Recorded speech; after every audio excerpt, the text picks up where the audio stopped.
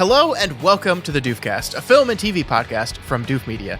My name is Scott Daly, and joining me, as always, are those his hot dog fingers, or is he just happy to see me? It's Matt Freeman. How's it going today, Matt? It's going great. They are my hot dog fingers. And cool. Hold on, let me just type something. With your feet. Uh-oh, I just ruined my computer. This week on the show, we continue our series of taking a look at the best 25 films of the 21st century. We're calling it 25 in the 21st, and it occurs to me that maybe we should have called it 25 of the 21st. Is it maybe we did best 25 of? Or I don't know which I'm calling it, actually. You know, I think there's the actual name of the series, which is the best 25 movies in the first 25 years of the 21st century. Sure. But we don't call it that because it's terrible. So we just call it a random different thing every time. I think that's what we agreed. Well, there's a great disconnect happening here where the show title of the last three shows have been best 25 in the 21st. But in the art cover page that I release for every single show, it says best 25 of the 21st. This is horrible. So, I mean, it's too late no matter which way we swing it. So we're committed on both fronts. Yeah. So we're just going to keep riding that till the end. Only 22 more? So we'll be fine. That's fine. I was worried that we were naming something like a serious, meaningful name for once, and I can't abide by that. Yeah. Well, I mean, the true name is like best 25 and 25, right? Except the problem with that was A, someone already did that, and right. B, the series started so late in the year that we will not finish in the 25th that's right. year of the century. That's right. But that's only because somebody stole our idea. But anyway. Yeah, definitely. So yeah, best 25 in or of the 21st century. Matt, would you explain to the people that may be listening to this for the first time how we are compiling this list? Well, if you head on over to doofmovies.com, you can assemble your own list of your favorite movies that came out in the 21st century. And if you're a paying patron of Doof Media, then your votes will be counted toward the global ranking. And that global ranking determines the order in which Scott and I will go through these movies. And we're currently, this week, on number 5. Yeah. This week's movie is 2022's Everything, Everywhere, All at Once. That is true. It is number 5, although this is technically the 4th episode we've done, Matt. This is where it gets confusing because all 3 Lord of the Rings movies are on this list, and we've decided to condense them into one entry. Also, there has been a slight change since the last time we looked at the list. I don't know if you noticed this, but when we originally did it, we did Arrival before Mad Max because Arrival was 3rd, Mad Max was 4th. They've swapped spots since then. So Mad Max currently hanging out number 3. The Fellowship of the Ring now number 2. So not only are there multiple Lord of the Rings films on here, but they're currently occupying the 1st and 2nd slot. And 12th spot for poor unloved The Two Towers. It's good to see that people are still arriving and voting over those contentious top slots, even though they don't really dictate the order any longer. And I hope that continues to be true. I agree. But yeah, as Matt said, we are taking a look at the 5th film on the list, 2022's Everything Everywhere All at Once. And I think that's going to be the majority of the topics for this week's episode. I did, Matt, want to briefly talk to you at the very end of the show about a new television show on HBO Max that I've been watching called The Chair Company. This is going to be me attempting to sell you and the audience on something you maybe haven't checked out yet. So we'll wrap everything up with that. But majority of the show on Everything Everywhere All at Once, or EOW, as the kids call it. That's right. That's what I've been calling it. Yeah. All right, Matt. Everything Everywhere All at Once. What is this movie all about? A middle-aged Chinese immigrant is swept up into an insane adventure in which she alone can save existence by exploring other universes and connecting with the lives she could have led. This movie was written and directed by Daniel Kwan and Daniel Scheinert. It stars Michelle Yeoh, Ke-Huy Quan, Stephanie Soo, and Jamie Lee Curtis. It is the Best Picture winner from the year 2022. Which will make it, I believe, the 2nd Best Picture winner on our list so far, Matt. Return of the King won the Best Picture the year it came out, and this one did as well. I don't think that's true for either Arrival or Mad Max Fury Road. I believe you're right, but now I feel less sure after having said that. No, it's correct. I was saying it with uncertainty and passing it to you while I was buying myself time to look it up. So Excellent. that's radio, baby. So Matt, we did an episode on this movie already, we should say, which has been true for every single movie we've done so far. The episode that we did on this movie, I don't know if you remember, was one for our Doof canon, was where we would take submissions from our patrons, and allow people to vote yes or no wise on if it belongs into an amalgamous canon list of the best films of all time. I haven't checked, but I'm 99% sure this movie won that vote, and I'm 100% sure both you and I voted yes for it. But that was a while ago, and I hadn't rewatched it since. I'm curious what your latest revisit of Everything Everywhere All at Once was like. Delightful. I don't remember what I thought or felt about it the last time around, which is fine. I found it incredibly moving. I wonder if maybe I had one of my trademark headaches last time I watched it, because I think the last time we talked about this, I was like, yeah, I remember it being good, but maybe I felt like it was overhyped. And I don't really know exactly why I would have said that, because I found it to work really well. It's very fun. It's very fast paced, but like fast paced in a way that feels extremely well thought out and careful. The way all the different parts of the story are hooked together is delightful. Really just feels like someone, sort of a grandmaster storyteller, like highest possible level understanding of the elements of drama and narrative, just was like, what if we just like did this in like a crystalline prism of drama and narrative, where we did everything everywhere all at once with narrative and made you feel all of the things and crescendoed it in an amazing, satisfying way. That was both sort of bombastic, but also grounded everything in the most minor of stakes, which appears to be a contradiction, and yet that's exactly what the movie does. So, just kind of an amazing achievement, really. Yeah. I think if you go back and listen to last week's episode, you can see me kind of like pre-hedging on being ultimately end up being disappointed with this movie on revisit. Like I don't know why I was doing this, and we kind of I at least asked myself that question as I was saying it last week of why I have this feeling that I'm not going to enjoy this movie as much on rewatch, that I'm going to feel like it was a little overlauded. Yeah, I mean, even taking that into the movie with me, which is a thing like I strive to not do, but am guilty of from time to time. Like, despite that, I just think you can't help but fall in love with this movie in a lot of ways. Like, it's so fun, it's so propulsive, and it is so emotionally impactful and resonant. And I'm gonna have to talk about being a dad in this movie, in this conversation again, and like maybe people are gonna get sick of that eventually, but it's not my fault. We keep watching movies about parenthood, so I'm gonna have to talk about it.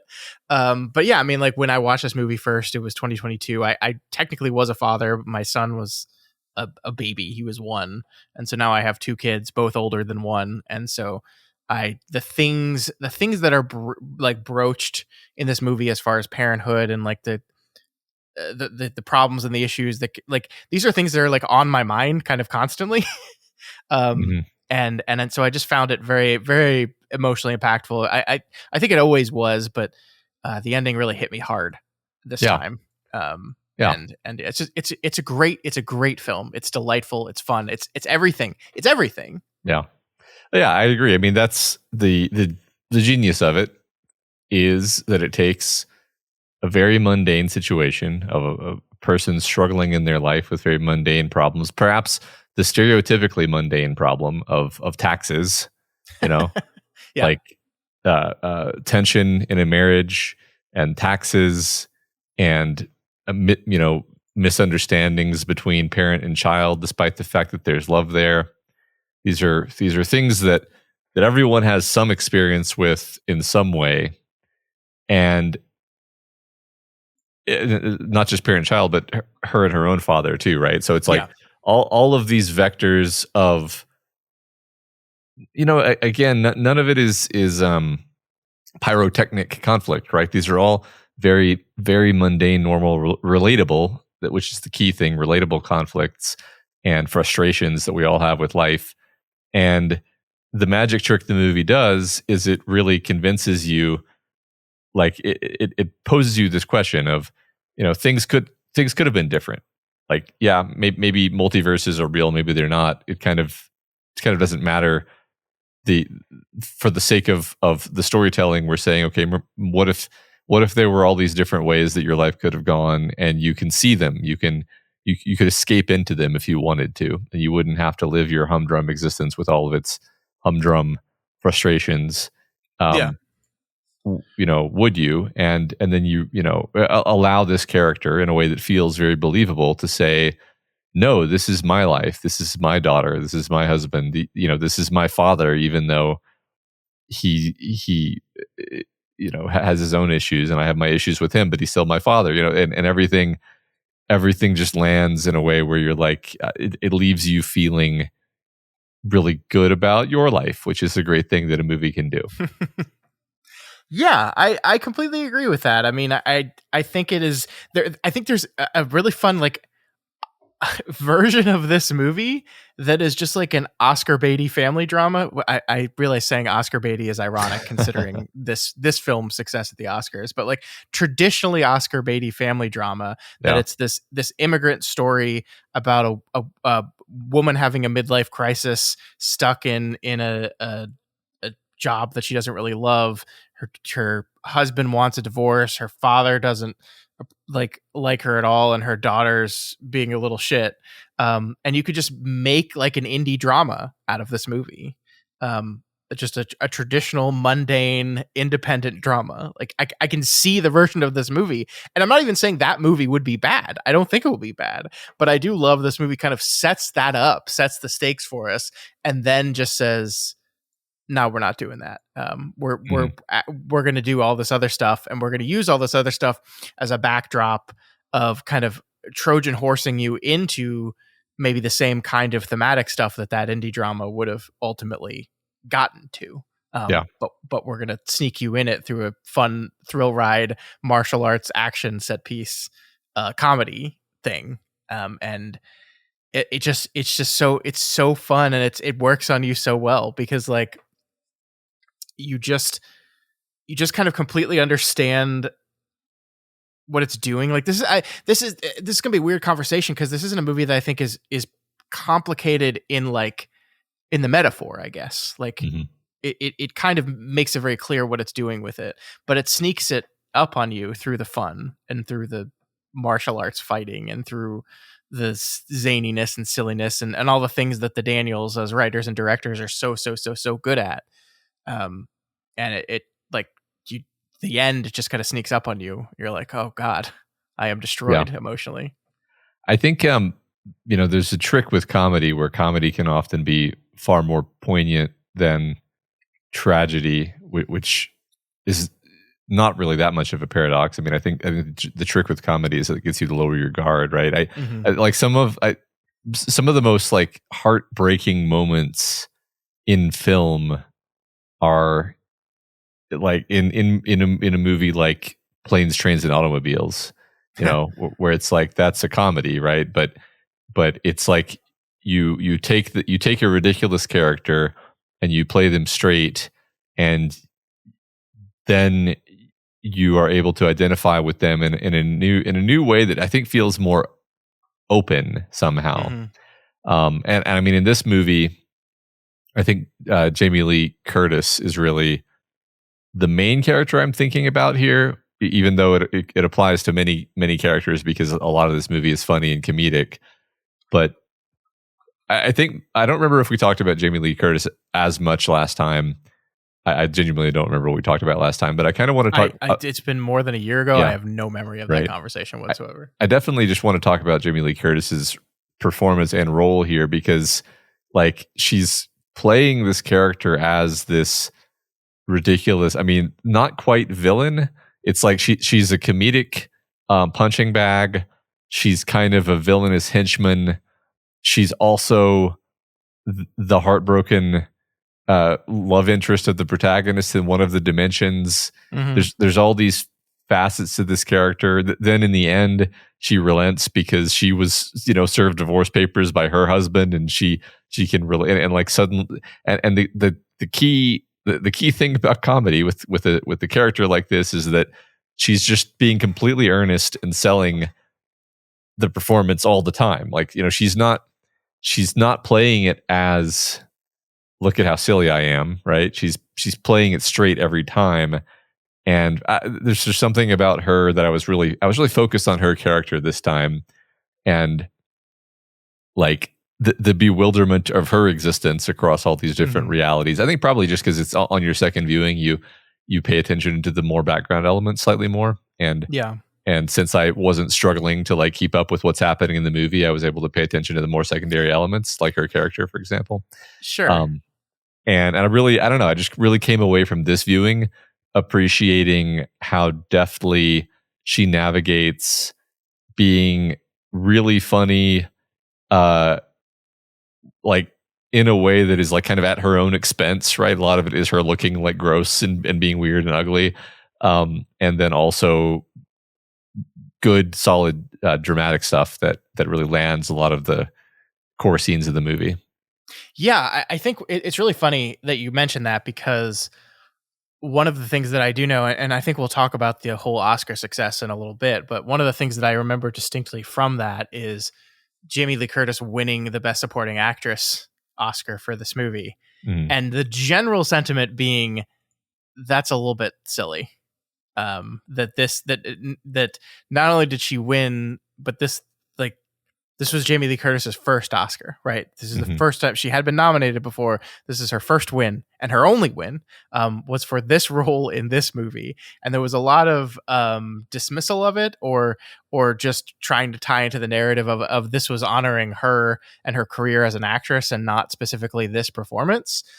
And I would be lying if I didn't feel that way myself at times.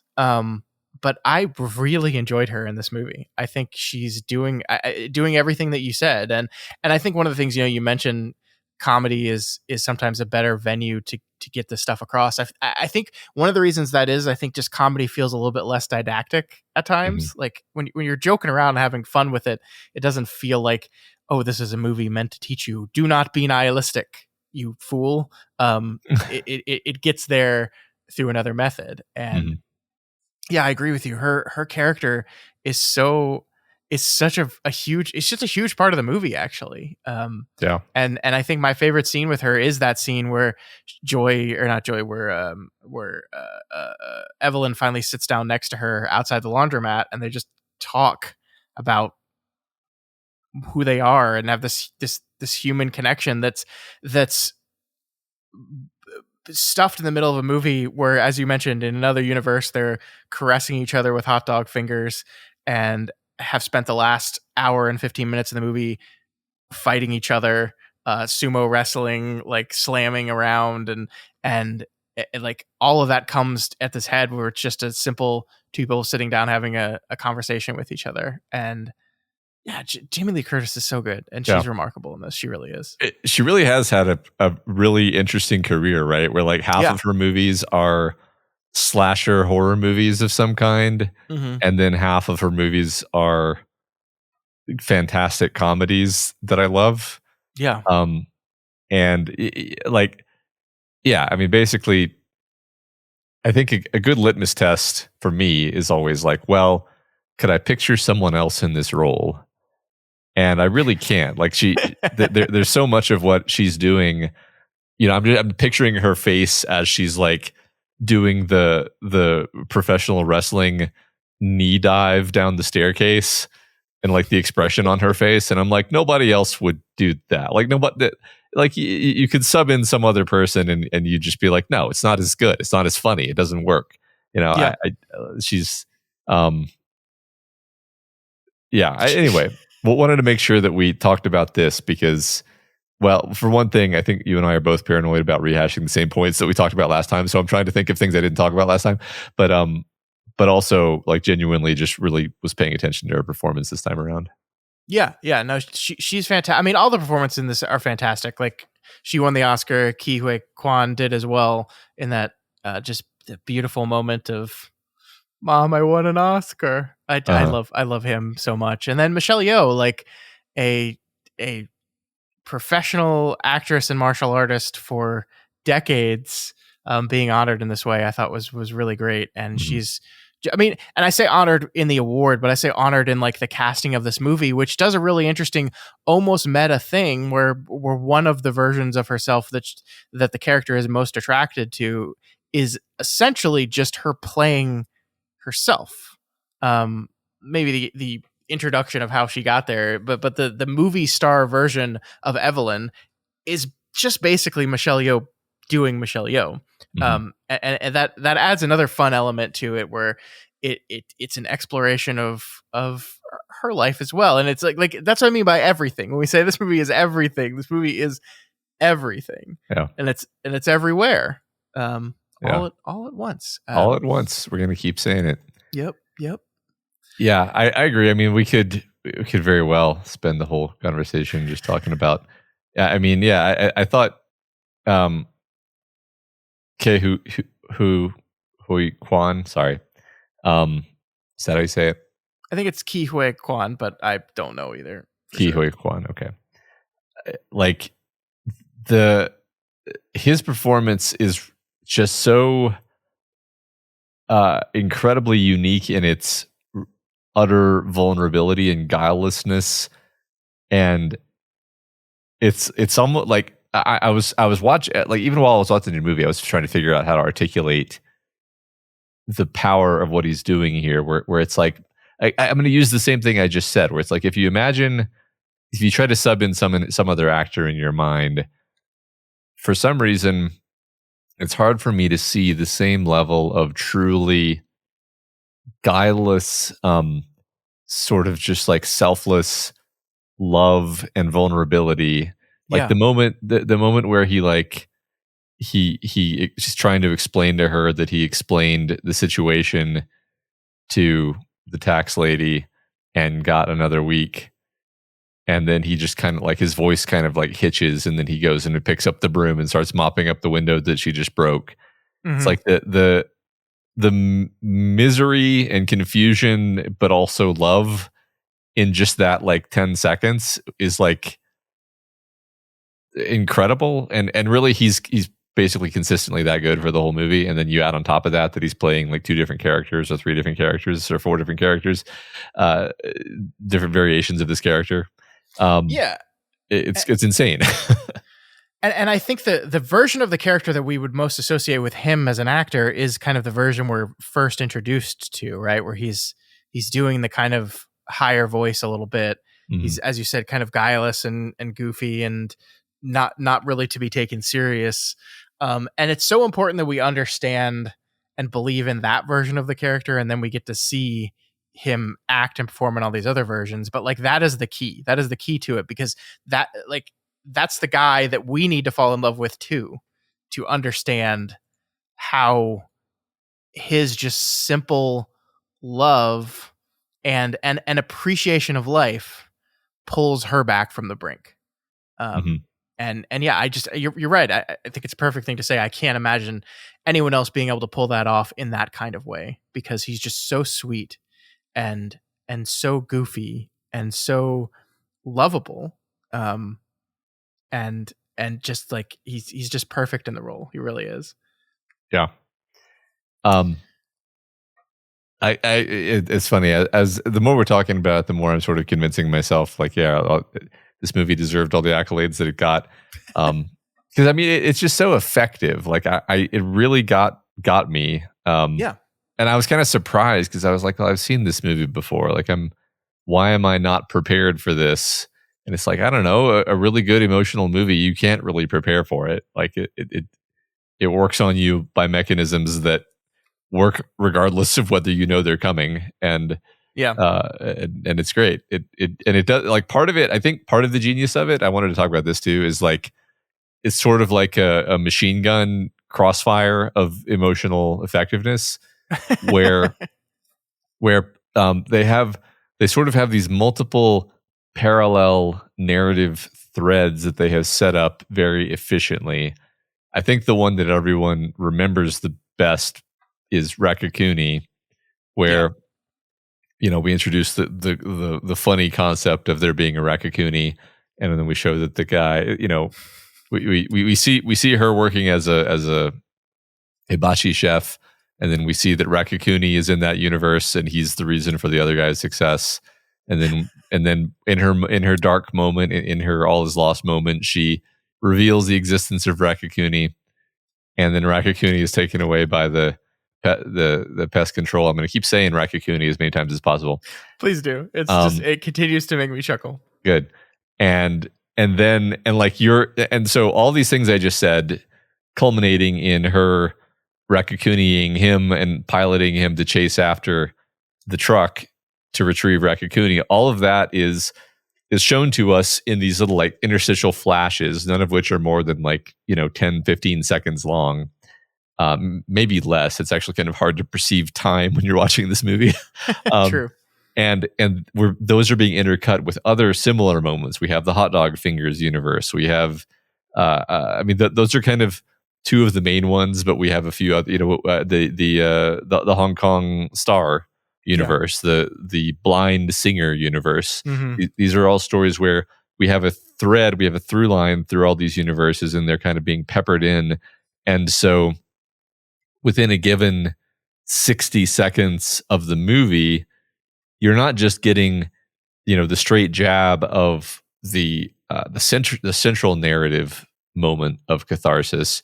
You're getting the right hook of the secondary, tertiary, etc., other plot line moments where, again, you're just seeing 5 seconds of it, but you're seeing she's picking him up, and now she's gonna be carrying him while he's the Rakakuni, and that is interspersed. And so the effect of it in my brain, it's like you're taking what was already working, and then you're just pushing that button a couple more times.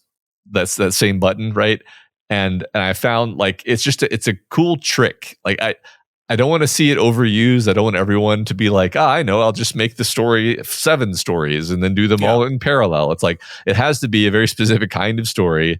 Works well with the multiverse story. I think that's probably one thing we talked about last time was how multiverse stories can destroy any sense of stakes and meaning. And that's what this story is about. That's exactly what this story is about. And then it's saying here we're going to use all of the parallel threads to cultivate the sense of meaning and propel that along through all of the threads, and it's going to actually hit even harder. And I mean, it's kind of in that same vein, ridiculously clever in how it is a story about, as you said, so many different things, but with so many different themes, right? I mean, I think this is part of why everyone just kind of falls in love with it, because you can take from it the portion about a mother and daughter. You can take from it the portion about middle-aged woman, kind of suffering a midlife crisis of her life didn't end up exactly the way she wanted it to be. You could take the portion of a husband and wife suffering through some of the mundane difficulties of marriage, and it's a movie that I think in a different kind of movie, attempting to do all of these things at the same time and make them kind of the core focus of the movie at the same time would be impossible. And you would say, hey, you need to pick a lane here. Mm-hmm. And this movie refuses to pick a lane ever. By design, that is what the movie is doing. And so not only does it manage to be everything, from a storyline perspective, from a character perspective, from a plot perspective, it is everything coming from a thematic perspective as well. It's about nihilism. It's about love. It's about parenthood. It's about the immigration story. It's about just midlife unease. It's about identity. It's all of these things. It's all of them. Mm-hmm. And it's hard to believe another movie could get away with that. Yeah. I mean, I think the default in the other universe where we're talking about this movie, we're saying something like, "Oh, it just came off as muddled. Mm-hmm. It was a mess," right? Yeah. I mean, I think they're very conscious of this because they keep using words like, I'm a mess and I'm so confused. Everything's so confusing. And I think they're very aware. They're very aware that they're telling a story that is by default confusing. And so I to be honest with you, still am not sure I understand all the specifics of universal jumping and how it actually functionally works. Yeah, I feel like I've got a much better handle on it. Like the first time I watched it, I was persistently confused about like what universe they were in at various times, and like which versions of which characters had what levels of knowledge. Mm-hmm. And for some reason, I wasn't confused at all this time, and it just totally made sense to me. And I don't know why. I think the thing you have to do is just kind of let that go, and because like the universe in which we are at the party, mm-hmm. the Chinese New Year party, and she destroys, that is not the same universe as the origin universe, right? Like, because in the origin universe, the one we started the movie in, all that climax is still taking place at the tax office when they're fighting in front of the everything bagel. Yes, possibly. It doesn't matter. Like, I think the cool thing is it doesn't matter. Like you do, like, and nowhere in the movie do you have to parse the details of that understanding to feel any of the emotional heft of any of it. Yeah. So I think basically, since you asked, I think there's basically 2 or 3 kind of immediately adjacent universes that are near her universe where some of these more, ridiculous superhero things are happening, and then there's always kind of one universe through line that is kept aside for just mundanity, so that there's always a place for her to return to. And you could, if you're taking it real literally and getting a real rules lawyer about it, like every time they come in and intervene and do something wild, well, that's just another decision point that leaves one universe where nothing strange at all happened and creates a new universe where a crazy thing happened. Yeah. Well, Matt, have you heard about this cool thing called dust theory? I have. This version of me has, yeah. I think this movie also endorses dust theory. I think that's what we're seeing. Hooray. No, I agree with you. I agree with what we said there in the technical rules lawyery way of it. I mean, but the thing about this is, and I think I definitely know I said this the first time, that I don't typically like multiverse stories for the exact reason we talked about, as the killing of stakes and the kind of meaninglessness it creates. The thing that I love about this movie specifically with that in mind is the idea that, like, you don't have to live in a multiverse and be able to actually see and experience the alternate versions of you if you had chose other paths to create the vision of that kind of stuff in your head. Like, we do that all the time, and we don't need special technology or the existence of the multiverse to do that, right? Mm-hmm. You can close your eyes right now and imagine what your life would have been like if you made choice X or choice Y. And what I love about it is when Joy, sorry, I keep saying Joy, when Evelyn first experiences this, one of the first ones she actually successfully jumps to is the one where she's Michelle Yeoh.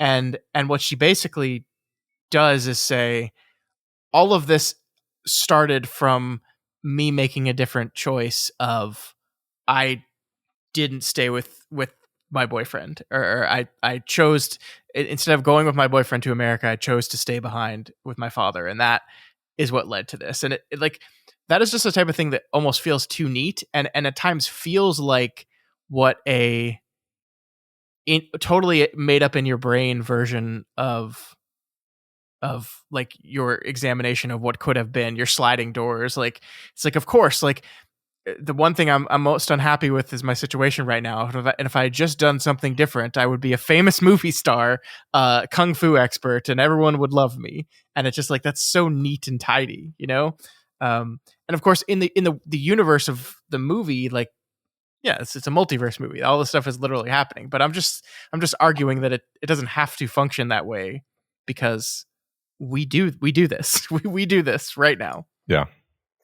Yeah, I agree with you. Like we ask ourselves these questions. That's why we like the concept of a multiverse story. I mean, Yeah. most of the good multiverse stories do essentially use it that way as just a way of saying, let's talk about regrets, let's talk about the road not taken.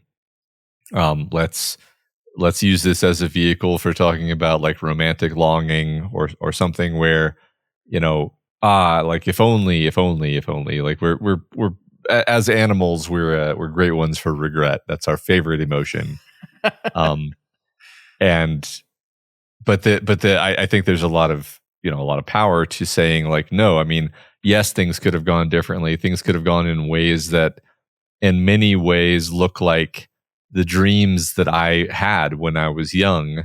But then Yeah. it just happens to turn out, now that I'm here in this crappy laundromat, that I have this daughter who I love more than I could have ever imagined as Yeah. a young person dreaming about being a kung fu star. And Yeah.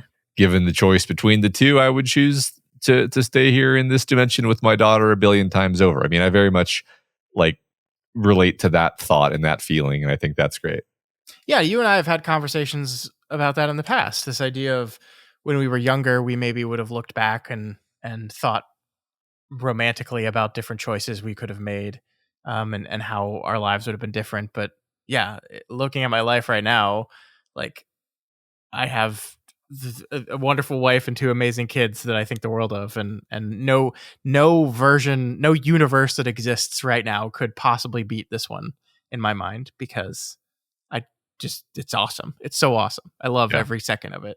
So right. yeah, I love that idea. I also, I just, there, I think we probably talked about this in 2022, but there's something very timely about this movie, about the kind of ever present feeling of hopelessness and nihilism that I think is pervasive in our culture right now. That people are constantly are if you want to blame culture, you want to blame algorithms, whatever you want to blame, we are constantly like inundated with how terrible and awful and stupid everything is.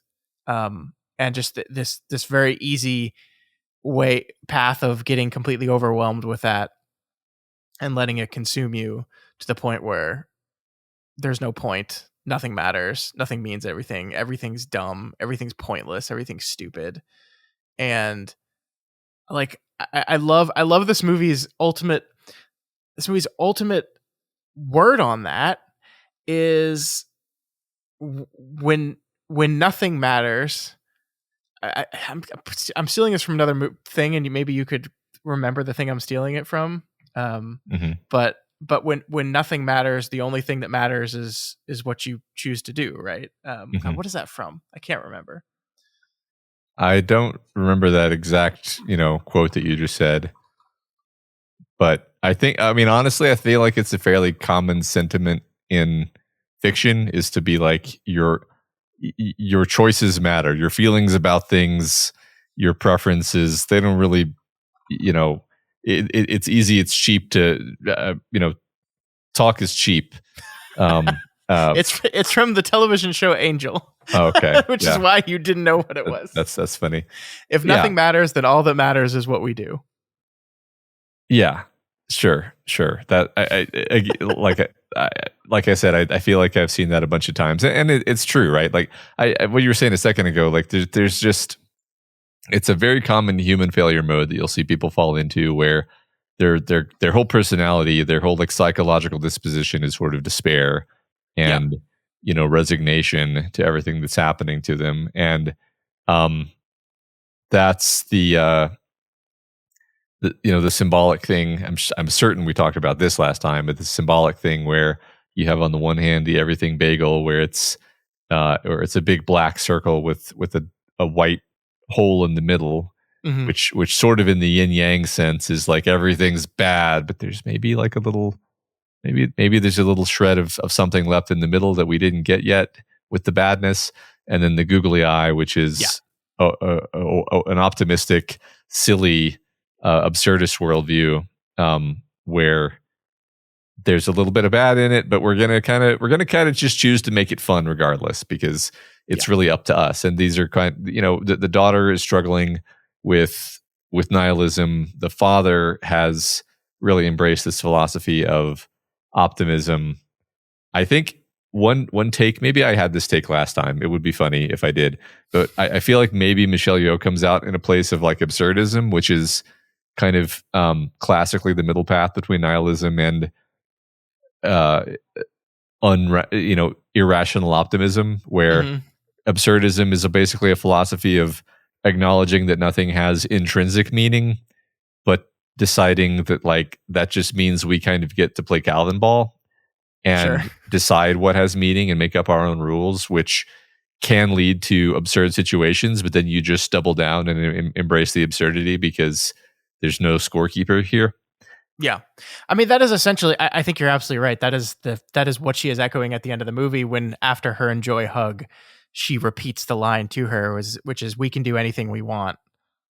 Nothing matters, which is like the same words, but in just an entirely different context. Yeah. Yeah, exactly. She doesn't, I noted that, right? Because she doesn't say, no, Joy, everything matters. Because it's like, well, that's not really the moral either. The moral, like that, first of all, the journey she's been on shows that in fact, like every possible thing happens somewhere. So really, again, the only possible thing that matters can be the choice that you make and your embracing of that choice. Yeah, I mean, it's that is ultimately like she at the very end of the movie, we get told explicitly when she's sitting down again with Jamie Lee Curtis's taxwoman at the very end of the movie, we get this brief moment where we hear that she is still hearing and experiencing every single universe at the same time.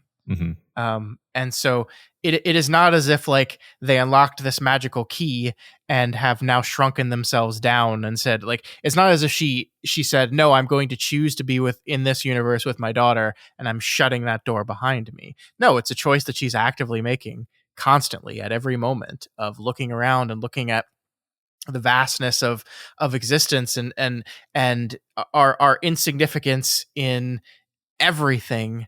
And the infinite possibilities of where I could possibly go, what I could possibly do, the fact that we're so small and tiny, and this means that the rules are kind of just made up anyway, and is actively choosing at every possible moment, I want to be here. I want to be now. I want to be with these people. I want to be with that guy. I want to be with that kid. This is what I want. That is essentially her choice. That is what she's choosing every time. Yeah. And that is ultimately what matters, quote unquote. Yeah, I agree. I love that. I think one thing I wanted to, I don't know, get your take your temperature on is like, I think I changed my interpretation about the actual mechanics of kind of the big scene where she at the end, she grabs her daughter's wrist and she grabs her daughter's girlfriend's wrist and introduces them to her father, and then chases her daughter outside of the car. Like, for some reason, when I watched that the first time, I feel like I thought that this was like a version of Joy that she was talking to that didn't have that wasn't the super being. This is like a more constrained version of Joy. This is like the original version of Joy. And then I realized, like, in the course, I just changed my understanding of the scene and realized, like, no, this is Omni Joy who is in this scene with her, and the reactions that she's having are not the reactions of her local Joy. They are the reactions of cosmic Omni Joy, who is still overwhelmed by the emotional magnitude of this, this conflict with her mother. The whole nihilism thing for her the whole time has sort of been an attempt to escape from this interaction that her mom is dragging her into right now, so that they can get through this pain. Because meaning is painful. Like, I think that's one thing I like that the movie helps us confront, is like the choice to have the choice to do the meaningful thing is very often the more uncomfortable choice, the choice that costs more in some sense. Yeah. Like if it were always easy, then that would just be taking the easy choice every time, and that's not really the meaningful choice. Generally, I'm sure not always, but generally. Yeah. I, Sure. Let me rephrase that as a question. Did you agree with my current take that in fact the joy that she's having the conversation with at the end is also aware of the whole cosmic multiverse storyline? Yeah, I mean, I think she says to her, "You could be anywhere. You could be anyone. Why Yeah. would you want to be here? Why would you want to be with me?" I mean, ultimately, I think by that point in the movie, it doesn't matter anymore that like all versions of Joy and all versions of Evelyn are the same, Mhm. and so they're just having these conversations with each other. But I mean, I do think, regardless of which one it is, that the point of this, it seems to me, is that I think there is more going on with Joy than just issues with her mother, just like there's more going on with Evelyn than just the issues she has with her father. Mhm. And so watching your mom like have a breakthrough Mhm. is great, and do the things that maybe you have wanted her to do, which is finally fully accept you and your lifestyle and the person you are, and demonstrate that acceptance through not being scared to show it to your father. That's great, but that doesn't like make me feel less nihilistic and depressed. It doesn't like it's maybe partially solves it, but like I think maybe one thing Joy wanted was a part of Joy wanted was like, and that's why she was constantly looking for her mom, is like to have a partner in crime with this whole thing of Mhm. like I think she says it when she's a rock, is like, I was hoping that you would show me Yeah. another way, but also I was hoping that just having another person who like gets it, and watching her mom like have a breakthrough is like, man, fuck this. Like I haven't had a breakthrough. Yeah. I'm still sad. I'm still depressed. I'm still lost.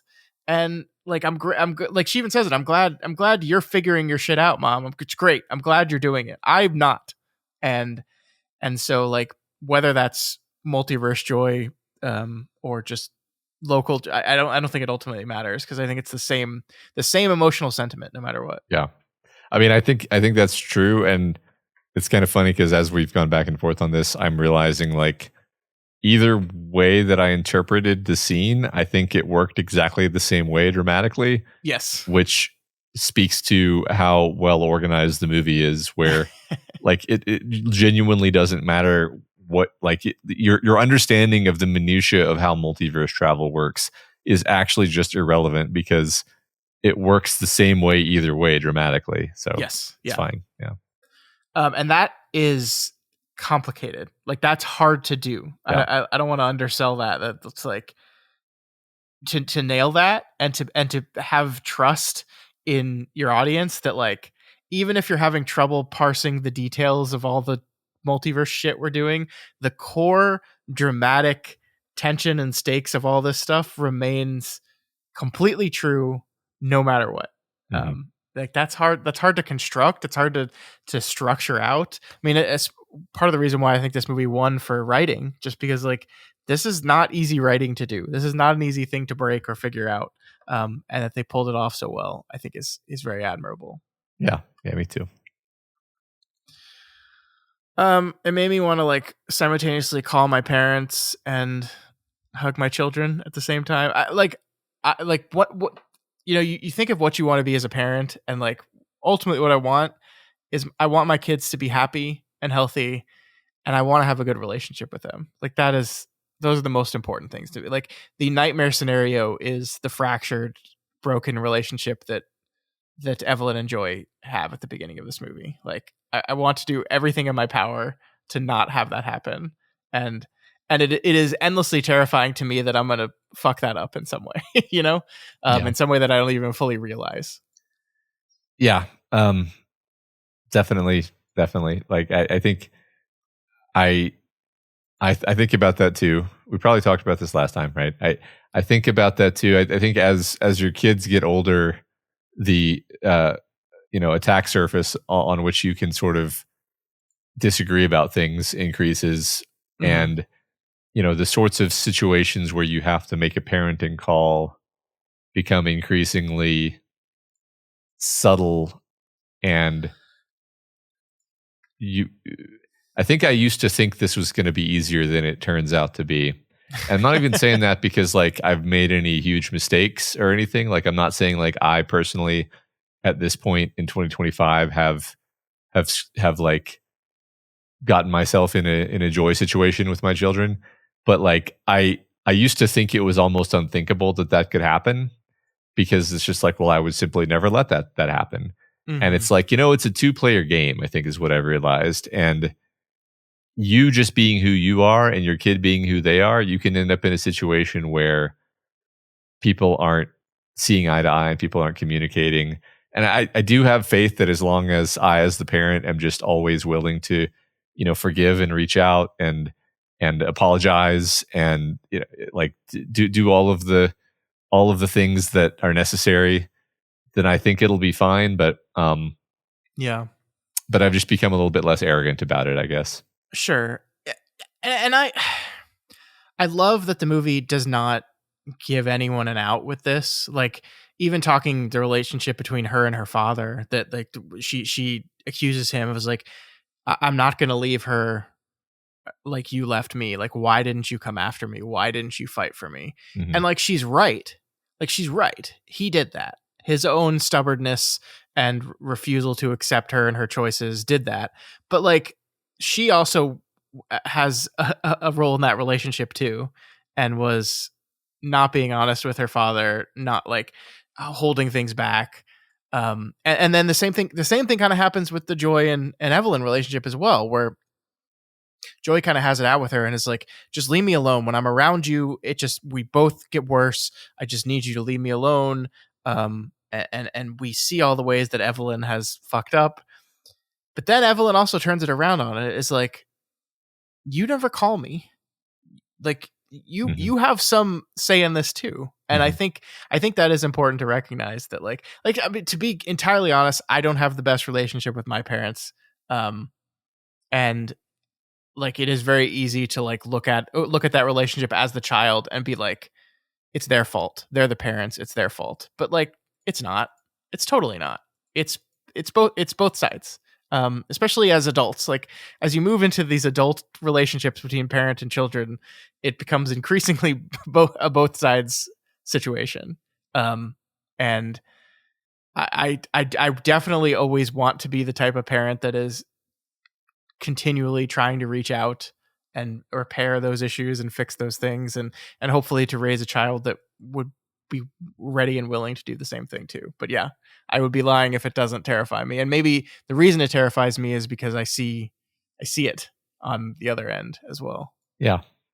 Yeah. I mean, definitely the idea of, a kid who doesn't call unless there's a problem. Like I try not to be that kid. Right. But I definitely think I am that kid. I am. Yeah. I mean, a definite disproportionate number of my calls home are like, if not asking for help, at least asking for advice with something. Yeah. And it's like, I'm sure my parents sometimes feel like, oh, not just calling the chat, huh? But they never say that, right? They never say that. And I think that's, I don't know if they're thinking that and then muscling it down, or if they just don't even think it at all because they're just happy to hear from me. And like, the reason I say that last part is like, I kind of suspect that if I got a call from my kids in 30 years, I would just be happy that they called. I wouldn't really care that it was just because they needed advice or help, Yeah. I don't know. I mean, this is something I'm so far away from right now with my kids 4 and 2. So like, I'm so far away from this, but I am, especially watching movies like this make me think about it. Like that moment when she turned it back around on Joy, like really cut to me, because yeah, I am that person. And then there's like, there's moments in this movie where you're just completely on Joy's side and you're like, yeah, your mom's being a jerk. I mean, even at the very beginning when she's like, she goes up to Joy and almost like says something to her meaningful and important, and then just bails out on, you're getting fat. Like, you're just, the movie is training you to be like, Evelyn, what are you doing? What are you doing? You're fucking up everything with your kid. And then the ultimate of this is her recognizing that, but also recognizing that her kid has some responsibility in this too. And the movie doesn't let you off the hook. If you're identifying with joy with difficult parents that are making your relationship with them difficult, you're like, I'm on your team. And then bam, the hammer drops and you're just like, oh fuck, no, this is my fault too. Yeah. I think the movie has quite a mature take on these things because, the first thing she said, she says to her daughter, you can tell she's like struggling to say something, to express something, so either apologize or in anything meaningful. And she just says, you're getting fat. You need more healthy. And then later at the end of the movie, she doesn't say, I'm sorry I said you're getting fat. Because that would be like a meaningless retraction where it's like, I know you think I'm getting fat, right? Like you said it and you meant it. So like what she actually doubles says down on it. She says you are getting fat. On it. She says you are getting fat. I'm right about this, but like I'm expressing this ineptly as a way of trying to be relevant and help you in some way, and I don't know what I'm doing, and like I have these like I'm trying to help. I'm just bad at it. I need you to also try to help, even if you're bad at it. And if we just both keep trying, then I think we'll muddle through. Yeah. And which is really exactly the attitude of her husband, which is like just perpetually being willing, but basically just being perpetually game to go another round, even if it kind of sucks, kind of persistently sucks. He recognizes from the beginning that like the meaning is to be found in making that choice to repeatedly double down on it, even if it sucks. And to continue to be like, that's what he says, be kind no matter what. Like, just we have to just be kind. Yeah. And yeah, man, it's great. And I listen to it and I take it in and I say, yeah, I should do that. And then I just don't do it because I'm a fallible human with my own hangups that are very difficult to get over. Yeah. I've always wondered, this is extremely meta here, but I've always wondered, like, what is the net effect of storytelling like this? Like, if you waved a magic wand and like there had never been any sort of feel good movies that are designed to teach you a moral, where the moral is like love the people around you and be kind and thoughtful and forgiving and also apologize for your mistakes. If all those stories went away, like how much worse would the world be? And I'm not saying this because my point is like no different because these stories have no impact. I don't actually think that's true. I'm genuinely curious, like, what is the level of impact? Like, yeah. I mean, I think we've all walked out of a movie or a television show or something like this that has heavily impacted us in the moment, and we just walk out feeling like this has changed the way I look at X, Y, and Z. I am never going to live my life the same anymore because of this experience. And then, 2 weeks later, like that feeling has faded and you're just back to the person that you were before you experienced that thing. But I also have to believe that this kind of stuff does have an effect. Like, I mean, the reason why storytelling as a medium was created and has existed for so long is just a method of transfer of information and education. So I have to believe it has some sort of measurable effect. Oh, I'm sure it does. I really there's not even a way of quantifying the magnitude of what I'm talking about. So I'm not expecting you to say like 7.3 is the answer to your question, Matt. But it's just always been kind of interesting to me. I mean, for my part, like especially when I was younger, I would definitely walk out of a movie and not just feel like it had changed my personality, but like actually just be so inspired by it that I would just like make different choices and like consciously reflect on like the movie as something to aspire to, or the character or the situation or whatever as something to aspire to. Yeah, I mean right. I mean we've got stories, about that one guy who said a bunch of stuff about loving thy neighbor, and then they killed him for it, and so on, and like obviously impactful story right there, for example. But just like that one guy, I'm gonna be entirely honest with you. Like, it took me a good 7 seconds to get who you're referring to there. Yeah. It's like, who's he talking to? Oh, right, yeah. right. Oh, It's just, yeah. I'm not reiterating again. Like I'm not at all saying I don't think these stories are impactful. It's just I wonder how impactful. Like I wonder if this movie never existed. To speak of multiverses, what does the world look like? Is it a little bit worse materially because a whole bunch of people didn't have that little life affirming reminder to maybe be a little bit more kind, and it just incrementally nudged the world in a good direction, right?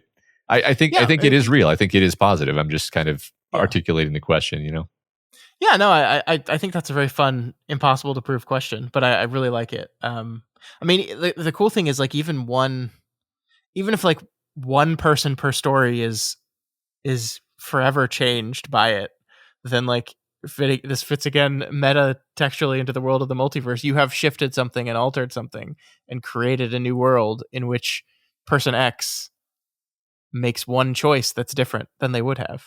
Yeah, and that's that ripples out infinitely, right? Yeah. Cool. I love it. I did not think this conversation was going to go here, but I love it. Yeah, and I feel like that's a good note to end on. Yeah, I agree.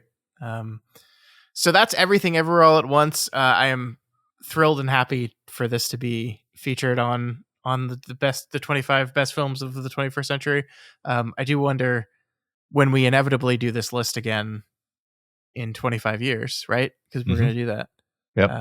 We do the 50 best of the 50 of the first half of the 21st century. Yeah. Will it remain on the list? Will it remain as high as it is? I don't know.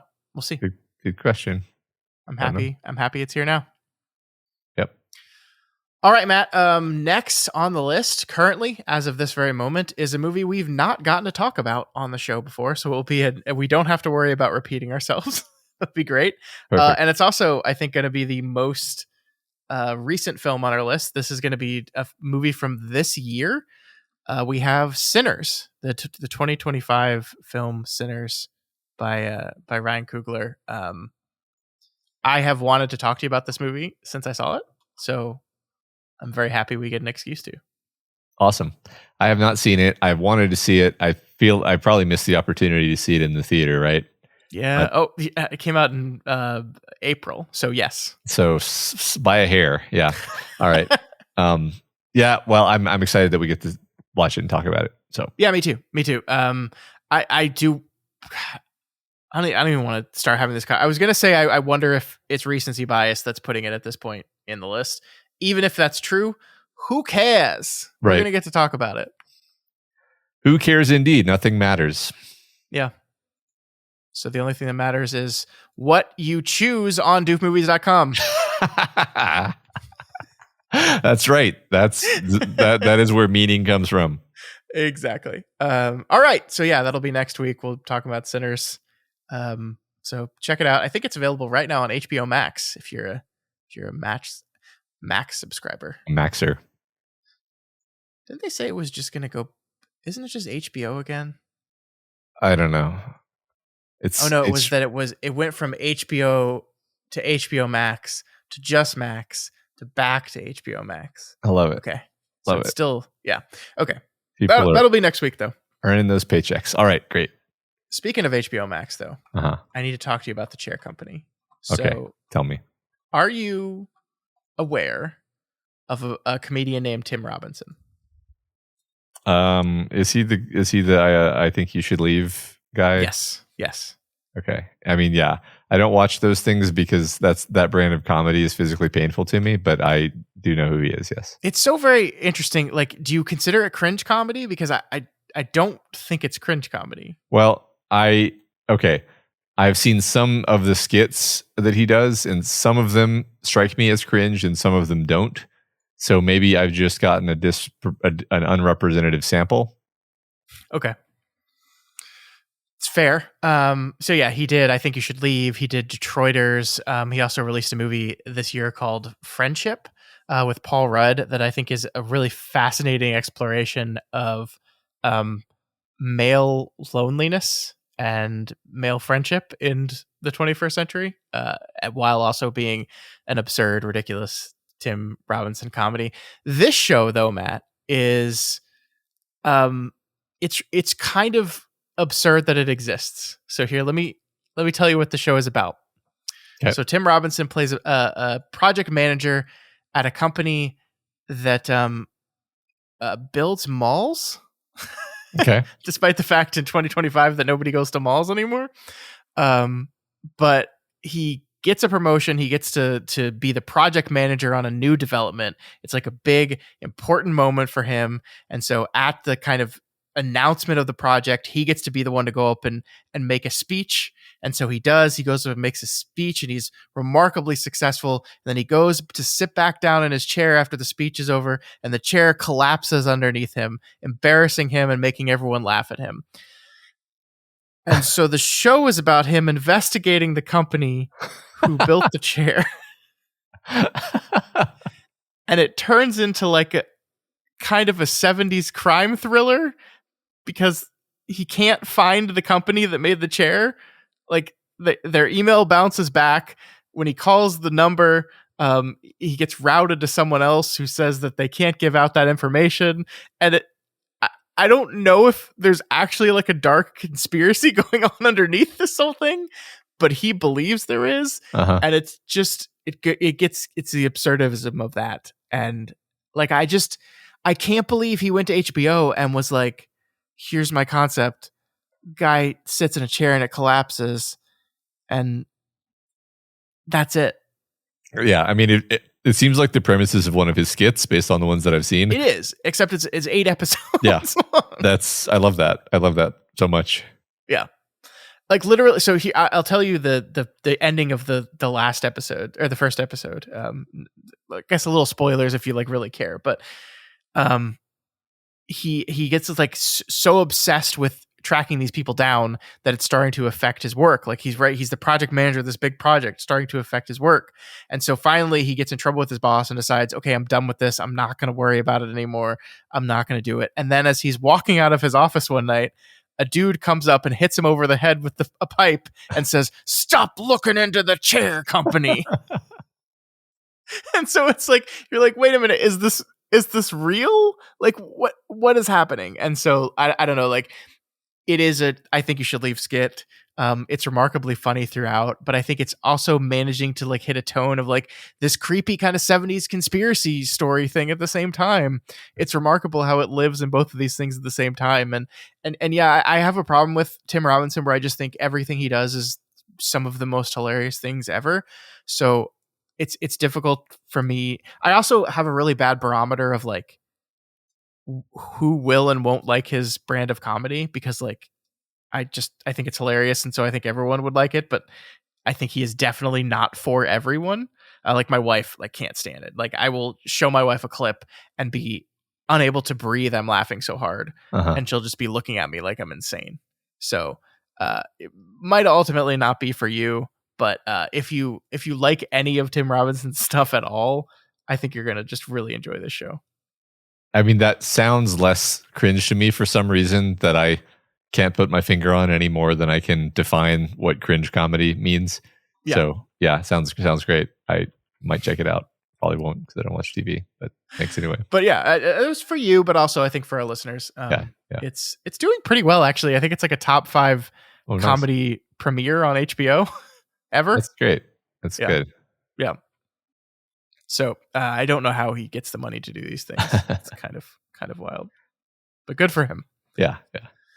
All right. Well, that was it. I just wanted to bring that up with you real quick, and I mean, it does sound like I will say like part of the reason I'm sort of being quiet is I'm like thinking about that premise and how fun it is. So, he definitely thought of a good premise. Yeah. All right. Yeah. All right. So as we said, that's going to do it for us this week. Next week will be sinners. If you have any opinions on Everything Everywhere All at Once, on nihilism and the everything bagel of life, we didn't really talk enough about how funny of a concept that is. Of just, I put everything on a bagel. Yeah, everything. That's great. It's just so funny. Yeah, I agree. I love it. But you can reach out to us and talk about that on via email, doofmedia@gmail.com, over on X @doofmedia, on Instagram @doofmedia, and on Reddit, reddit.com/r/doofmedia. That's right. If you're not subscribed to the Doofcast, you can subscribe anywhere podcasts exist, including YouTube, etc. You can find all of our shows at doofmedia.com. And if you want to support us, please consider becoming a patron of Doof Media. Head on over to patreon.com/doofmedia and join at any of the available levels. Every single level that we have available has bonus things that you get access to, bonus content, and every level gives you access to weigh in on the top 25 in the 21st. You can make your list and watch as it influences the list in real time. It'll happen. You press your button, it'll press the lists button. That's right. It'll work immediately. You'll see it and you'll be like, wow, I made a difference. I really made a difference. Yeah. I destroyed Mean Girls, which is currently hanging on the cusp of the list. Yeah. Or you could elevate Mean Girls into a secure position. Up to you. Yeah. You could elevate Interstellar and make me watch that movie again, which would be cruel and unfair. Yeah. Help Scott. Don't make him watch that movie again. Or help me and make us watch that movie again. This is a betrayal of the highest order. You know, which one of us do you like more? That's really what it comes down to. Anyway, please consider rating and reviewing us on Apple Podcasts. Each review helps us get more exposure and introduces new people to the content that we make here. So I'm going to end the show, but before I do, I just want to point out that currently on our list of the top 50 movies of the 21st century, Matt has found a way to sneak The Matrix into this thing. Oh, is that not? How did you do this? I mean, there were some issues with the initial seeding. I thought I cleaned it up. I think I cleaned it up and then gradually uncleaned it up through various other mistakes. So it's been a learning process, folks, but that's okay. I thought you were just trying to sneak it in because The Matrix is currently 50 and Oppenheimer's 51. That's so very The Matrix good. is beating Oppenheimer. I all the mistakes that I make are always the funniest possible mistake because it seems like a mistake that it seems like a thing I would have done on purpose. Yeah. But no, I didn't do that on purpose. Because 50 is actually the perfect spot for it because I maybe never would have noticed if I wasn't just scrolling through the list now. Because you can't put it in the top 25 because I'd notice immediately. Yeah. Because we do an episode on it and that wouldn't work. So you sneak it in at 5-0. Yeah. And nobody knows the wiser. What if we go by like when the movie was released in some other country other than the United States that released it in 2000? I mean, did that happen? I'll find out. And let you know. Then we have to do all movies based on that country. By the latest time they were released in any country. IMDb, I believe, shows this information. Let's see if we can do it. We're not ending the show until we prove this. Oh, guess what? Guess what? January 14th, 2000 in China. Perfect. April 21st, 2000 in Lithuania. Count it. Glad we solved that. Yeah, we did it. All right, time to end the show. Okay. Bye. Bye.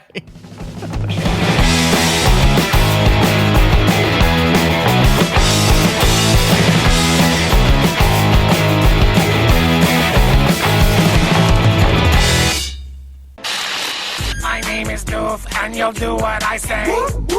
My name is Doof, and you'll do what I say.